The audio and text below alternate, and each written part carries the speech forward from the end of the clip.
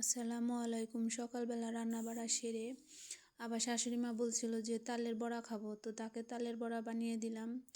শুধু শাশুড়ি মা খাবে না, কিন্তু শাশুড়ি মা বলছে তাই বানিয়ে দিলাম, সবাই খাবো আমরা। আবার বাড়ি ঘর একদম লাকড়িতে ভরে গেছিলো, এদিকে লাকড়ি ওদিকে লাকড়ি, তো ভাবলাম এগুলো সব রান্নাঘরে নিব।